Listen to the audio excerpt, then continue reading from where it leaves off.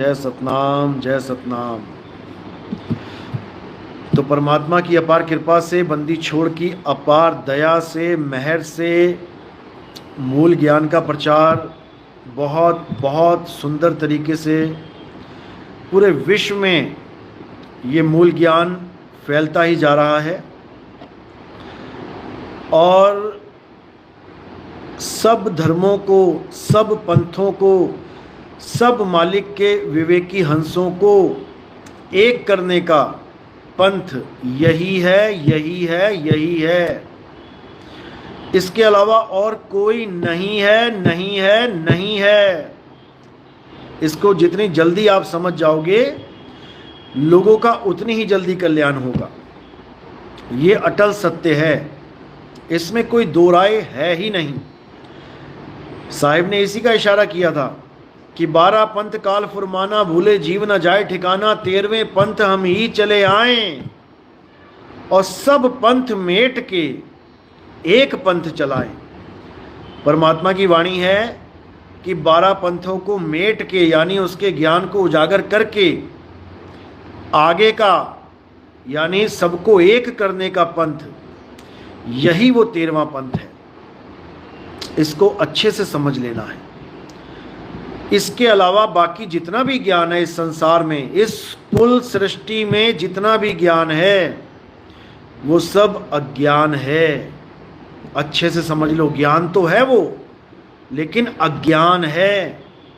क्योंकि ज्ञान भी दो प्रकार के होते हैं, एक सत्य ज्ञान, एक असत्य ज्ञान। ज्ञान तो वो भी है, पत्थर पूज लो, मंदिर चले जाओ, मूर्तियां पूज लो, आरतियां गा लो, नाम जप लो, ये कर लो, वो कर लो, तीर्थ कर लो, पूजा कर लो, मंत्र जप लो, सब कुछ है, ये भी ज्ञान ही है। लेकिन ज्ञान रूपी अज्ञान है, इससे कल्याण नहीं होगा। समझ लो, इससे कल्याण नहीं होगा। कल्याण किससे होगा? कल्याण आत्म ज्ञान से होगा। आत्म ज्ञान बिना नर भटके, कभी काबा कभी काशी, और जल में मीन प्यासी, मोह देखते आवे हांसी। आत्मा के ज्ञान से ही इस जीव का कल्याण होगा, नहीं तो नहीं होगा। चाहे कोई कितने ही बड़े महात्मा के पास चला जाए, कोई कितने बड़े ही गद्दीधारी महात्मा के पास चला जाए, जन्म मरण से मुक्ति नहीं मिल सकती, आत्मज्ञान नहीं हो सकता जब तक उसके जीवन में भेदी गुरु नहीं आ गया, तब तक कल्याण नहीं होगा। तो कहते हैं सोई गुरु पूरा कहाए, 2 अक्षर का भेद बताए, एक छुड़ाए एक लखाए, तब प्राणी निज घर को जाए। इसके अलावा और कोई रास्ता ही नहीं है, इसके अलावा और कोई रास्ता नहीं है। समझ लो। अब आत्मज्ञान कैसे हो, सबसे जरूरी ये प्रश्न है कि कैसे आत्मज्ञान हो।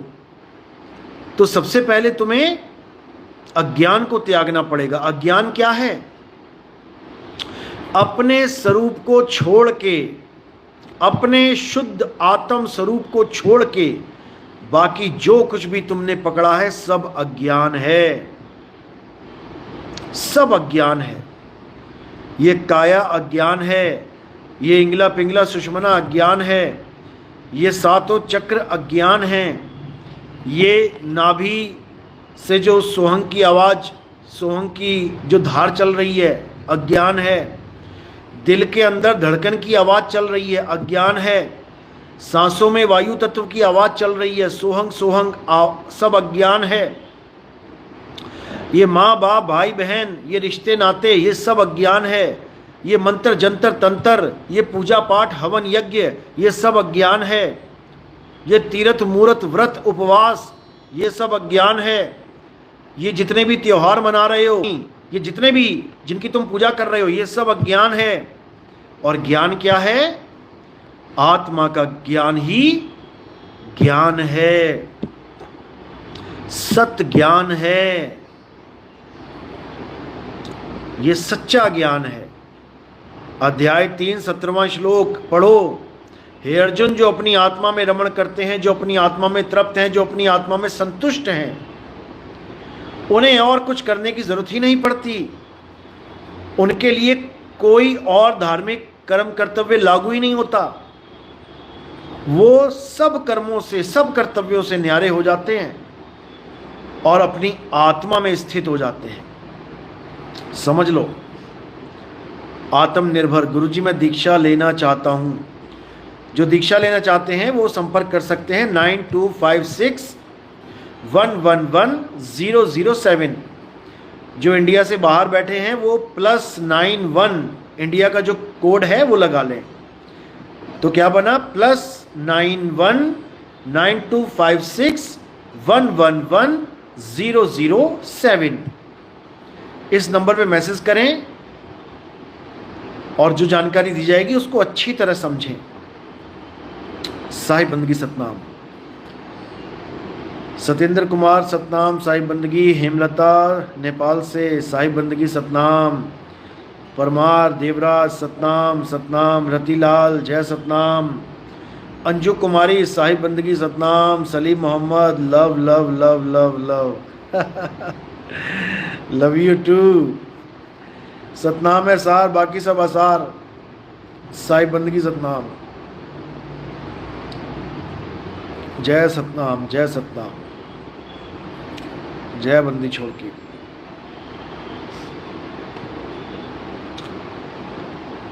भुवनेश्वर साहू साहिब बंदगी। सौरभ धोके सतनाम। सरोज चौपाल साहिब बंदगी सतनाम।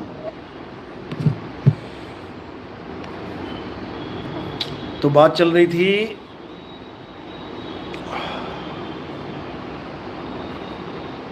एक ओशो का भगत आया था शायद बीच में, ओशो के बारे में जानकारी ले रहा था।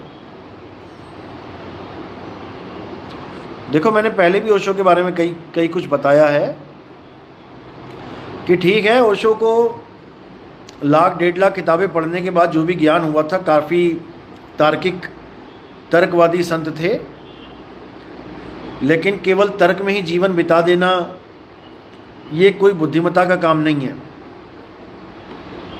उन्होंने अपना पूरा जीवन इसी में गुजार दिया, तर्क कुतर्क में। इससे कोई लाभ नहीं होगा। जो आत्मा का ज्ञान उनको चाहिए था, वो आत्मा का ज्ञान प्रदान करने वाला कोई गुरु उनको मिला नहीं, ना ही उन्होंने ढूंढा, क्योंकि 1,50,000 किताबें पढ़ने के बाद बंदा खुद ही गुरु बन जाता है। यहाँ तो 2 किताबें पढ़ने के बाद गुरु की अवस्था में लोग आने लग जाते हैं कि हम भी गुरु बन गए। 2-4 किताबें पढ़ के गुरु बन जाते हैं। तो अगर ओशो को आत्मज्ञान हुआ होता तो ये कभी ऐसा अज्ञान बोलते ही नहीं, जो मैं बहुत जल्दी डालूंगा यूट्यूब चैनल पे। जब डालेंगे तब खुद समझ में आ जाएगा आपको कि उनको आत्मज्ञान था कि नहीं था। ओशो को आत्मज्ञान नहीं था। ओशो केवल और केवल बुद्ध धर्म में जो विपस्सना आती है, केवल उसको फॉलो करते थे। उन्होंने विपस्सना का ज्ञान ले रखा था, उसी को सत्य मान के वो सारा प्रवचन, सारा सत्संग करते थे। और उनकी नज़र में बुद्ध एक आत्मज्ञानी व्यक्ति थे, जबकि बुद्ध की भी वही स्थिति है जो ओशो की थी। बुद्ध जी को भी कोई आत्मज्ञानी गुरु नहीं मिला। उनको गुरु तो मिले थे काफ़ी, लेकिन उन गुरुओं ने उनको नाम जाप में लगा दिया, मंत्र जपने में लगा दिया।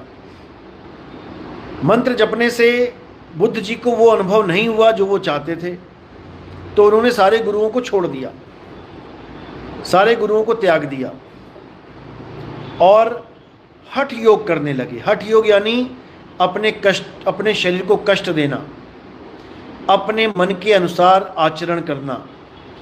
कभी वो भूखे रहने लगे, बिल्कुल ही एक सेब पे आ गए, इतना कमज़ोर हो गया शरीर की एक छोटा सा नाला पार नहीं कर पाए, उसी में गिर गए। तब एक औरत ने आके उनको खीर खिलाई, तब उनको समझ में आया कि भोजन करना भी अत्यंत जरूरी है, तो उन्होंने मध्यम का मार्ग पकड़ लिया, ना ज़्यादा खाना ना कम खाना, मध्य में खाना, हर चीज़ को मध्य मध्य मध्य करते चले गए। तो मध्य मध्य करते चले गए तो उनको शरीर के मध्य भी कुछ चीज़ दिखाई दी। शरीर के मध्य में एक श्वास नाम की वस्तु चल रही है, आ रही है, जा रही है। महात्मा बुद्ध ने उस श्वास को पकड़ लिया। महात्मा बुद्ध ने उस श्वास के ज्ञान को सत्य मान लिया और विपश्यना का ज्ञान, जो श्वासों का ही सोहंग सोहंग का ज्ञान है, श्वासों पे ध्यान लगाने का ज्ञान है, उसी को सत्य मान के उसको उजागर कर दिया। उसी का ज्ञान सारे समाज को दे डाला, जबकि वो ज्ञान नहीं, वो अज्ञान था। श्वास तत्व अज्ञान है, पांचों तत्व अज्ञान है, आत्म तत्व सत्य है, जिसका ना तो महात्मा बुद्ध को पता लग पाया और ना ही ओशो को पता लग पाया। इसीलिए महात्मा बुद्ध के अनुयायी आज तक आत्मा की खिलाफत करते आए हैं। आत्मा के नाम से उनको एलर्जी है। आत्मा का नाम सुनते ही उनकी आत्मा पगला जाती है उनकी अंतरात्मा पगला जाती है और वो आत्मा का खंडन करने लग जाते हैं, आत्मा का विरोध करने लग जाते हैं। लेकिन नादान परिंदे ये नहीं समझ पाते कि उसी आत्मा को महात्मा बुद्ध ने चैतन्य बोला है, चेतन बोला है। हालांकि चेतन इन लोगों को समझ में नहीं आया। चेतन भी आत्मा का ही पर्यायवाची शब्द है। ये चेतन को तो मानते हैं लेकिन आत्मा को नहीं मानते। अब इनको ये नहीं समझ में आ रहा कि आत्मा से ही चेतना इस काया में काम कर रही है। चेतन की वजह से ही तो चेतना कार्य कर रही है। तो ये आत्मा को कुछ ऐसा मान बैठे हैं कि कोई आदमी आएगा जिसका नाम आत्मा सिंह होगा उसको तुम 1000 गोलियां मार दो, उसके ऊपर तलवार से वार करो, प्रहार करो, उसको आग लगा दो, उसको पानी में भिगो दो, डुबो दो, वो आत्मा सिंह कभी मरेगा ही नहीं। इसलिए इनके जो कई YouTube चैनल पे डिबेट होते हैं तो ये लोग क्या कहते हैं कि अगर तुम्हारी आत्मा अगर इतनी शक्तिशाली है, हिंदू धर्म वालों को कहते हैं कि तुम्हारा आत्मा सिंह इतना तगड़ा है तो बॉर्डर पे जाके खड़ा कर दो आत्मा को, ना गोली लगेगी, ना कटेगा, ना जलेगा। इन नादान परिंदों को इतना भी नहीं पता कि बॉर्डर पे आत्मा ही खड़ी है तो तुम्हें क्या लग रहा है कि शरीर बचा रहा है? तुम्हें लग रहा है कि शरीर इस देश को बचा रहा है? अगर तुम्हें लग रहा है कि शरीर बचा रहा है, ठीक है, लाशें बिछा देते हैं वहां पे, रक्षा करके दिखाएं। अरे उन लाशों को भी, उन शरीरों को आत्मा चला रही है। आत्मा कोई पहलवान नहीं है कि तुम्हारे सामने खड़ा हो जाएगा आत्मा सिंह आके। आत्मा चैतन्य स्वरूप का नाम है, शुद्ध चैतन्य स्वरूप, जिसकी तुम्हें ABCD भी नहीं पता। ABCD भी, क्योंकि ये अनुभव ज्ञान है, ये कथनी ज्ञान नहीं है। 1.5 लाख किताबें नहीं पढ़नी पड़ती हैं आत्मज्ञान के लिए।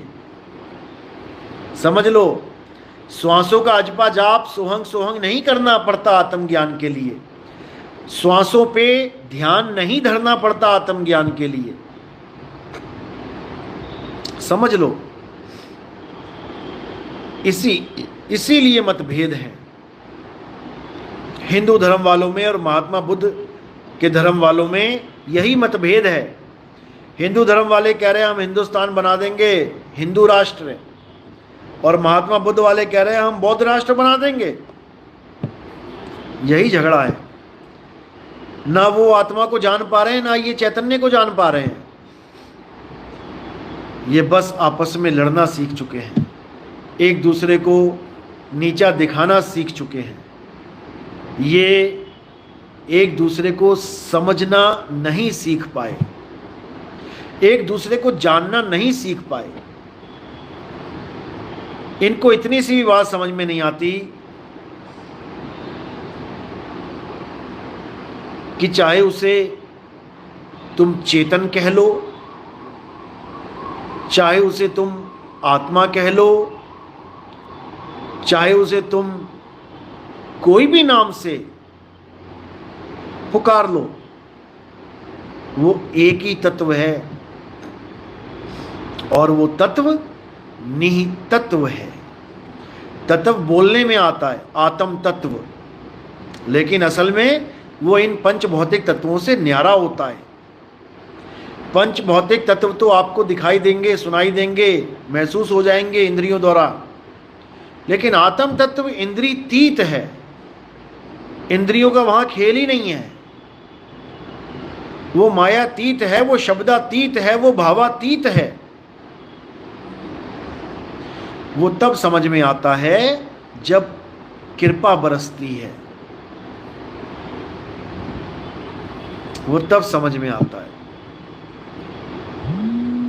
जब उसका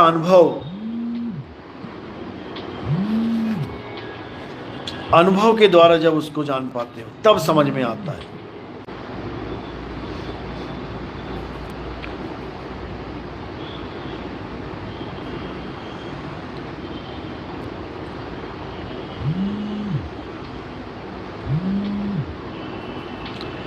सतनाम सतनाम साईं बंदगी।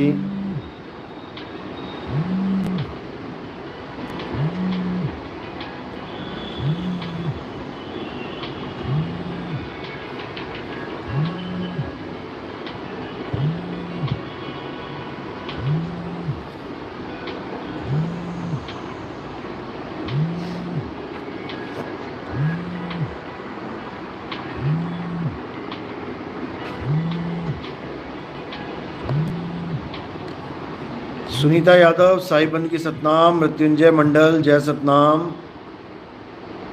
दास महल साईं बंदगी सतनाम। महेंद्र पंडित जय सतनाम।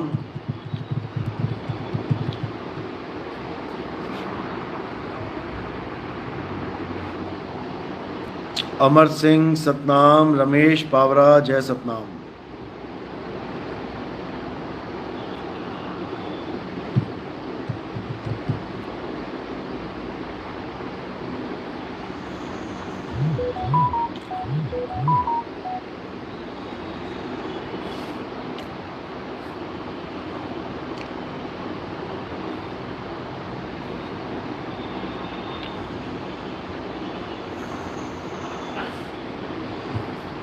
खेमदास साईं बंदगी सतनाम।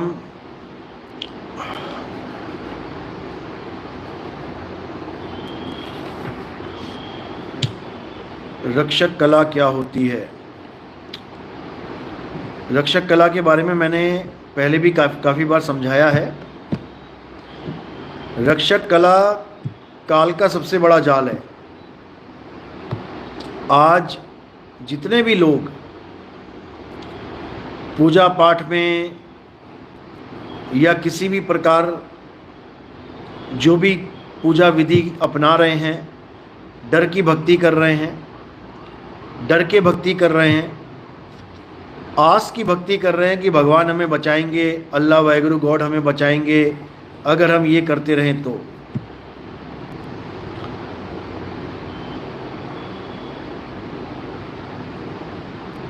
और कर क्या रहे हैं? वही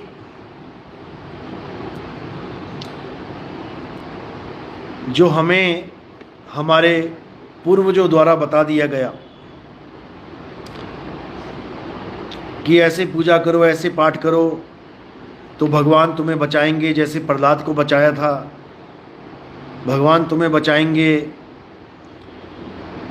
जैसे कई राक्षसों को मार के कुछ लोगों की मदद करी, कुछ लोगों की रक्षा करी, तो यही रक्षक कला कहलाती है। एक को बचा के लाखों को उसी रीति रिवाज में फंसा के रखना और ये आस लगवाना कि हम भी बचेंगे।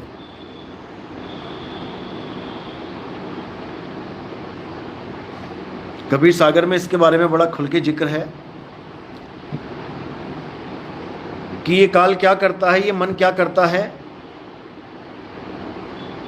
ये अवतार लेता है एक आदमी, दो आदमियों को बचाने के लिए, चार पांच आदमियों को बचाने के लिए, और लाखों जीवों का आहार करता है और सबको आस लगवा देता है कि जैसे उनकी रक्षा हुई है हमारी भी होगी, और सब उसी के ध्यान में मगन रहते हैं। तो साहिब वाणी में कहते हैं, जहां रक्षक तहां चीन न पाई, और जहां भक्षक तहां आस लगाई।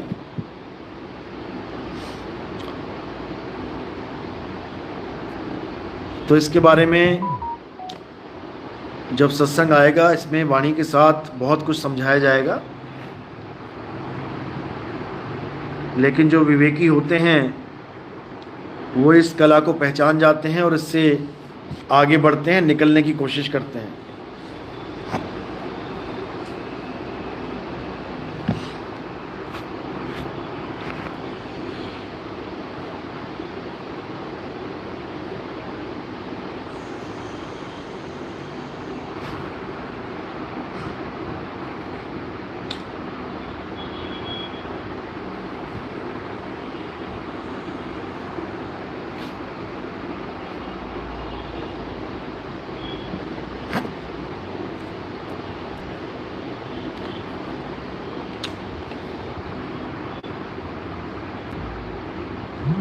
भेड़ बकरी मुर्गी मछली पालन कानून खत्म करना चाहिए कि नहीं?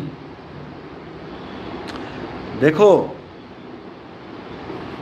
भेड़ पालन, बकरी पालन, मुर्गी पालन, मछली पालन, ये केवल पालन नाम गुमराह करने के लिए बनाया जा रहा है।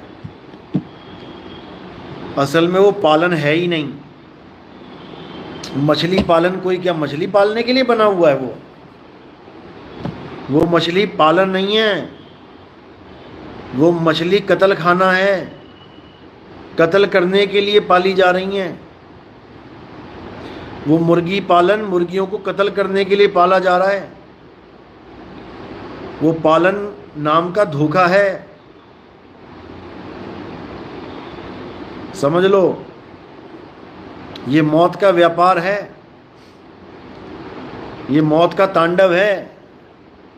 तुम्हें अच्छा लग रहा है क्योंकि तुम्हारी मौत नहीं हो रही है, कोई और मर रहा है। जिस दिन तुम्हारी मौत होने लग जाएगी, तुम्हारे बच्चों की, तुम्हारी बीवियों की, तुम्हारे माँ बाप की, तुम्हें समझ में आने लग जाएगा कि ये कितना खतरनाक खेल है।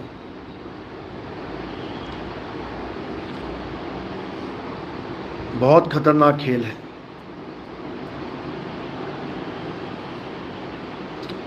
तो इस खेल को खत्म करना चाहिए। ये मुर्गी पालन, ये मछली पालन, ये जीवों की हत्याओं का जिम्मेदार है।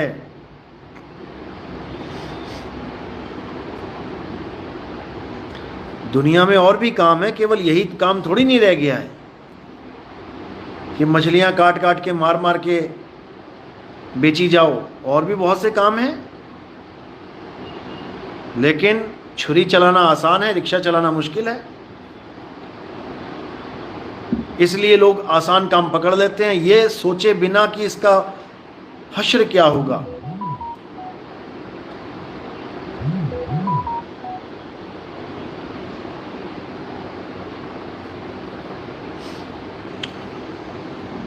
ये सब बंद होना चाहिए। और मेहनत की रोटी खाओ, बिजनेस करो, लेकिन मौत का बिजनेस मत करो। जीवन दान दो, ऐसा बिजनेस करो जीवन मिले लोगों को। मृत्यु दे के क्या बिजनेस किया? मौत के व्यापारी बनना है क्या? सुशील गिरी,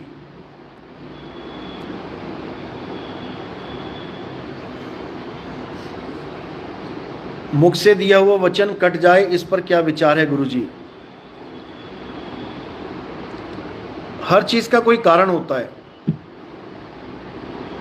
अगर आपने कोई वचन दिया है किसी को और बिना कारण के अगर वो वचन पूरा नहीं कर पा रहे हो तो उसमें दिक्कत है। और अगर कोई ऐसा कारण बन गया है जिसकी वजह से वो वचन पूरा नहीं हो रहा है तो उसको बोल दो, कोई बात नहीं, ये जरूर पूरा होगा, आज नहीं तो कल समय आने पे इसको जरूर पूरा किया जाएगा, क्योंकि मुख से निकला वचन है। इसीलिए बोला जाता ना, देर आए दुरुस्त आए। भले वो काम देर से करो लेकिन दुरुस्त कर देना, तो वो वचन कटा हुआ नहीं माना जाता।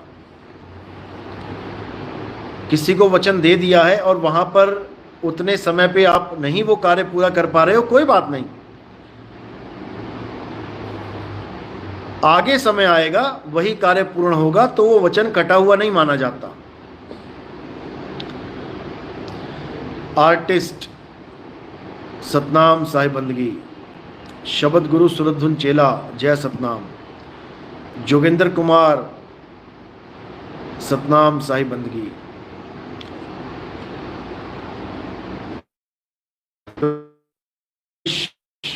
विपुल भाई राजकोट, साहिब बंदगी सतनाम, साहिब बंदगी जी सतनाम। हीरा पासवान, मैं परदेसी हूं, देखता हूं तो रोना याद आ जाता है। जीवों पे जब कहर बरसता है तो आपको दुख होना ही चाहिए। किसी की गर्दन कटती देख के अगर किसी को आनंद आ रहा है तो वो इंसान कहलाने लायक ही नहीं है, वो हैवान है, शैतान है।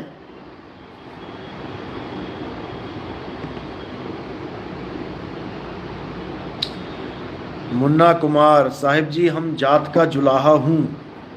कोई बात नहीं, जुलाहा जात के नहीं हो, जुलाहा कर्म से हो। कर्म को जात तो बना दिया गया है।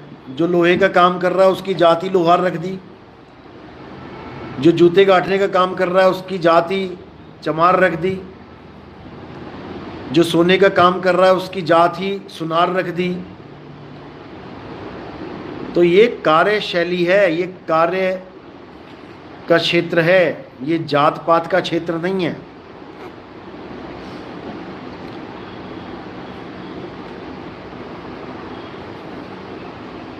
नोटी बॉय, मुस्लिम समाज ने जबरदस्ती कानून थोप रखा है। देखो, ये चीज़ें अपने दिमाग से निकाल दो। ऐसा कुछ नहीं है, कानून सबके लिए बराबर है। किसी ने क्या थोप रखा है, क्या नहीं थोप रखा है, वो चीज़ें सब दिमाग से निकाल दो। अगर कुछ अलग से कानून है भी तो वो हमारी सरकारों का खेल है। सरकारों ने सैंक्शन किया है, इसीलिए वो कानून लागू हुए हैं। और वो सब राजनीतिक खेल है, उसमें कोई हिंदू मुसलमान का खेल नहीं है, वो सब राजनीति का खेल है।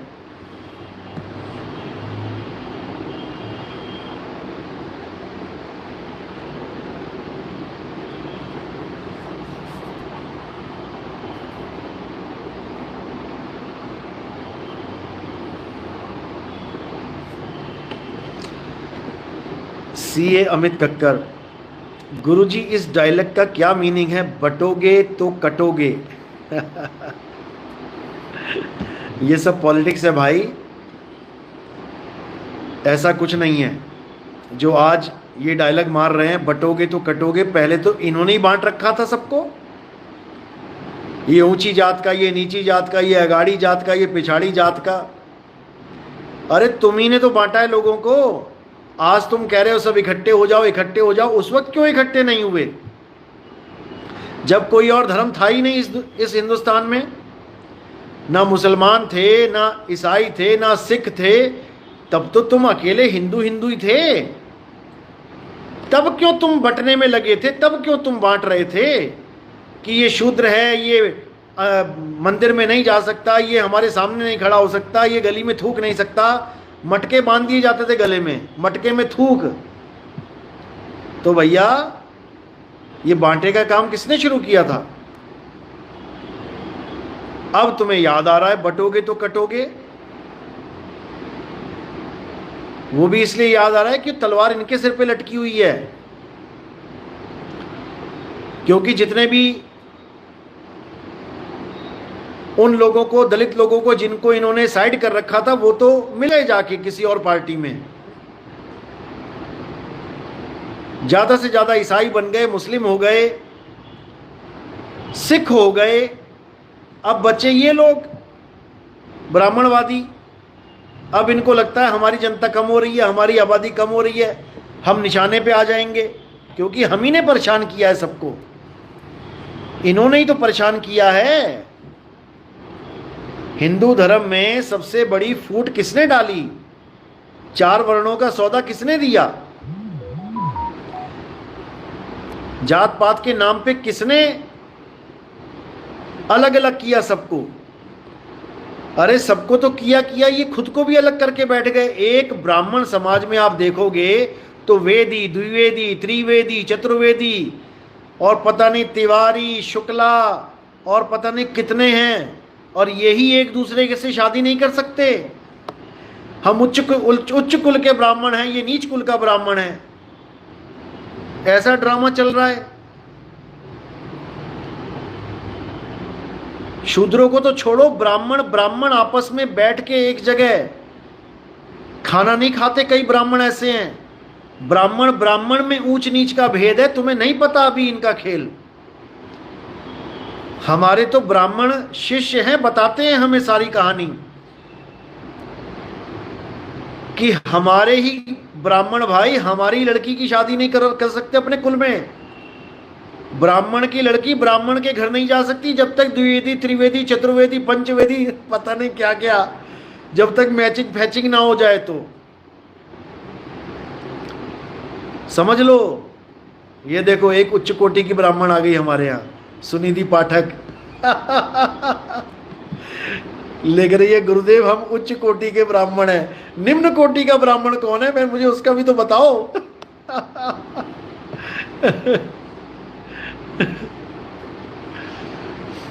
बताओ। अभी किसी की अम्मा का एक्सीडेंट हो जाए, अभी किसी के बाप का एक्सीडेंट हो जाए, खून लेने के लिए दौड़ेगा हॉस्पिटल में, एक बार भी नहीं पूछेगा भैया ये ऊंचे आदमी का या नीचे आदमी का किसका खून है, ये ऊंची जात वाले का खून है कि नीची जात वाले का खून है, मेरी मां की नसों में जाना है वो खून। हमें ये तो बता दो कि किसने दिया है खून। हिंदू ने दिया, मुसलमान ने दिया, सिख ने दिया, ईसाई ने दिया, एक नहीं पूछेगा निकम्मा, एक भी निकम्मा नहीं पूछेगा। भागा जाएगा खून की बोतल लेके, हाय हमारी अम्मा ना टपक जाए। वहां इसको अम्मा दिखाई देगी, और जब सब कुछ ठीक है तो इसको ऊंच नीच जात दिखाई देगी। मुंह में रोटी जाती दिखेगी कि ये नीच जात वाले के हाथ से छुई तो नहीं है, लेकिन उसी नीच जात वाले का खून रगों में दौड़ जाएगा, वो चलेगा। अम्मा की जान बच गई। ये हाल है इन उच्च कोटि महापुरुषों का। रेखा नेगी, मंगल जी सवाल पूछने के लिए ही लाइव आते हैं गुरुजी, जब तक शंका रहेगी तब तक भक्ति कैसे स्टार्ट होगी। बिल्कुल सही बात है। कौन पूछ रहा है सवाल? मंगल। क्या सवाल है इनका मंगल जी का? मुझे तो दिखाई नहीं दिए कहाँ है।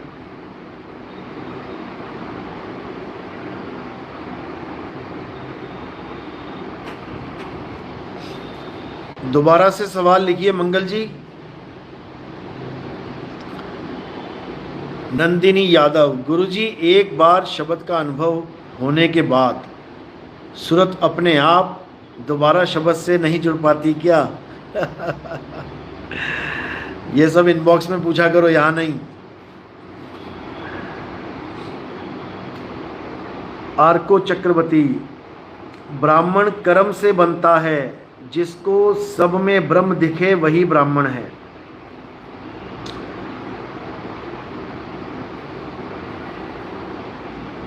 नोटी बॉय, भाई कौन है गोत्र?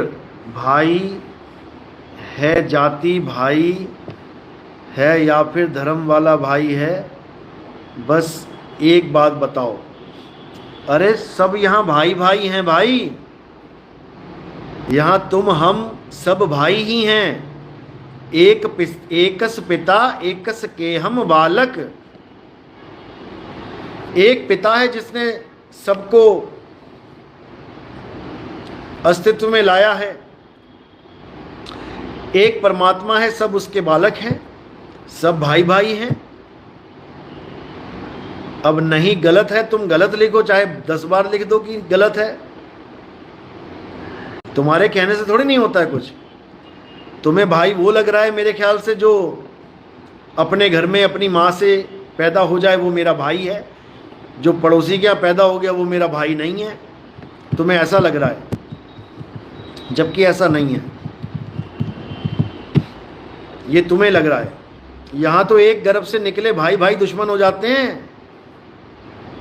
अरे गोत्र भाई है भैया, गोत्र वाले एक दूसरे का कत्ल कर देते हैं। कौन सा भाई कैसा भाई? यहाँ सगे भाई एक दूसरे का कत्ल कर देते हैं। किस भाई की बात कर रहे हो?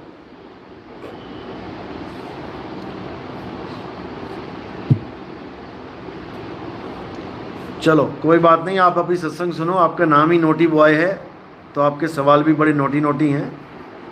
आप सत्संग सुनोगे आपको समझ में आएगा। दिनेश साहिब बंदगी सतनाम सतनाम। नंदिनी यादव, गुरुजी आप एमपी में कब आएंगे? बस बनने वाला है प्रोग्राम एमपी का भी, हरिद्वार का भी बनने वाला है, यूपी का भी बनने वाला है। आप मुझे मैसेज करें। दीपक मानकपुरी, जय सतनाम। मोहम्मद नबी, सॉरी साहिब जी। सॉरी किस बात की भाई?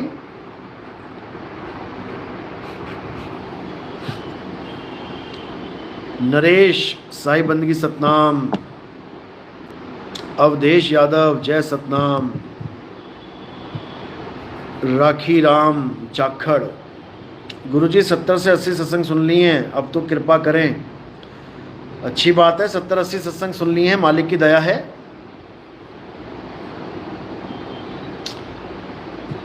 आप मुझे व्हाट्सएप करें 9256111007, मैसेज करें मुझे व्हाट्सएप पे। निकलंक गुरु संदेश, नाम हमारा राम, बिल्कुल सही बात है। महावीर दास, जय सतनाम साहिब बंदगी। जान पर बन आते हैं जात या जान पर बन आती है तो जात याद नहीं आती है, बिल्कुल सही बात। सीए अमित कक्कड़, गुरुजी आपकी कोई पब्लिकेशंस अवेलेबल हो जो हम पढ़ सकते हैं? बिल्कुल जी बिल्कुल, आप पढ़ सकते हैं। हमारे 3 ग्रंथ छपे हुए हैं। आप 9256111007 पे मैसेज करिए, आपको पीडीएफ भेज दी जाएगी। आप उसका प्रिंट आउट करवा सकते हैं या पीडीएफ पे भी पढ़ सकते हैं। नंदूदास साहिब बंदगी सतनाम, जय सतनाम। कमलेश साहिब बंदगी सतनाम। रेखा दासी साहिब बंदगी। सत्य पुरुष, आपके गुरु कौन है गुरुजी? हमारे गुरुजी यूपी में रहते हैं, प्रतापगढ़ में, वैराग साहिब नाम है उनका। हम कबीर साहिब के बताए हुए मार्ग पे चलते हैं, इसलिए हम कबीर पंथी कहलाते हैं। और हम कबीर साहब के जो गुप्त संदेश हैं उसका प्रचार करते हैं। जो उनकी गुप्त वाणियाँ हैं, जो उनके गुप्त ज्ञान का जो खुलासा है वो हम करते हैं। क्योंकि कबीरपंथी तो बहुत से हैं, कबीरपंथी तो ऐसे हैं जो कबीर साहब के द्वारा मना किए गए काम ही करवाते हैं। जैसे पत्थर की पूजा करवाना, आप काशी में जाओगे, बनारस में जाओगे, कबीर साहब के नाम पे मंदिर बने हुए हैं वहाँ पे बड़े बड़े, और वो काम करवाया जा रहा है जो कबीर साहब मना करके चले गए। कबीर साहब ने कहा पत्थर मत पूजना भाई, पत्थर पूजने वाले अज्ञानी जीव होते हैं, महामूर्ख कहा उन्हें। और इन कबीरपंथियों ने, नकली कबीरपंथियों ने कबीर साहब के ही पत्थर की मूर्तियां बना के पुजवा दी। तो ऐसे कबीरपंथी हम नहीं है भाई। कबीर साहब कहते हैं ना मंदिर में, ना मस्जिद में, नाम है जप में, नाम है तप में। कबीर साहब के नाम पे आज इतने जाप करवाए जा रहे हैं, मंत्रों के जाप करवा करवा के कबीरपंथियों ने बुरा हाल कर दिया लोगों का। हमारे यहाँ वो सब नहीं है भाई। हमारे यहाँ जाप छुड़वाया जाता है। सोई गुरु पूरा कहावे, 2 अक्षर का भेद बतावे, एक छुड़ावे, यानी ये सारे जप छुड़वा देवे। एक लखावे, आत्म ज्ञान का लखाव करा देवे, तब प्राणी निज घर को जावे। तब उस प्राणी की मुक्ति होगी, अन्यथा नहीं होगी। तो ये जितने भी गुरु बैठे हैं, गुरु घंटाल, जो आपको नाम जाप में उलझा देते हैं, चाहे वो कबीर कबीर जपवाएं, चाहे वो किसी भी नाम को जपवाएं, ये सब अज्ञान है। इसको तत्काल त्यागें और असली आत्मज्ञान उसको प्राप्त करें, सत्य स्वरूप को प्राप्त करें। इसके अलावा सब झूठ है, सब झूठ है। सतनाम सतनाम सतनाम, साहिब बंदगी।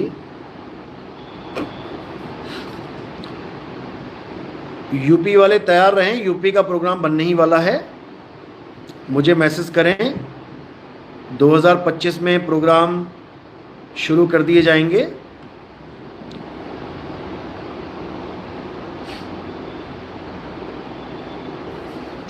और अगर कोई हमारा भगत गोवा में है, वो मुझे ज़रूर संपर्क करें, क्योंकि वहाँ पे हमारी एक लेडीज़ भगत हैं, पूरा परिवार है। उनका एक्सीडेंट हो गया है वहाँ पे और रीढ़ की हड्डी टूट गई है। तो उनको मदद की ज़रूरत है। कोई ना कोई भी भगत हो जो वहाँ पर जाके थोड़ा हालचाल पूछे। बाकी उनकी मदद की कार्रवाई पूरी चल रही है। कंपनी के द्वारा उनको ज़्यादा से ज़्यादा मुआवजा मिले, उसके लिए पूरी टीम वर्क कर रही है। हमारी पूरी टीम एक्टिव है। एफआईआर से लेके पूरे केस को हैंडल करने का पूरा मुहिम छिड़ चुका है। लेकिन हमें फिर भी एक ऐसा आदमी चाहिए जो हमें वहाँ की पूरी खबर देता रहे, क्योंकि वो ज़्यादा चुस्त चालाक लोग नहीं हैं, पढ़े लिखे लोग नहीं हैं, इतना उनको कुछ पता नहीं है। तो उनकी पूरी मदद की जाएगी। तो कोई भी अगर भगत गोवा में एक्टिव है तो मुझे संपर्क करे। बाकी फाइनेंशियली भी इनकी थोड़ी मदद की जाएगी, ताकि शुरुआत में केस में सारा जो भी है इनकी मदद हो पाए, क्योंकि इंसान ही इंसान की मदद करेगा, जानवर तो कर नहीं सकता। तो आज उनके साथ कोई हादसा हुआ है, कल को किसी के साथ भी हो सकता है। तो एक दूसरे की मदद करने में हमेशा तैयार रहो, हमेशा तैयार रहो। तो दूसरों का भला करेंगे तो अपना भी भला होना ही होना है। तो जो भी कोई भी किसी प्रकार की भी उनकी मदद करना चाहेगा तो मुझे संपर्क कर सकते हैं।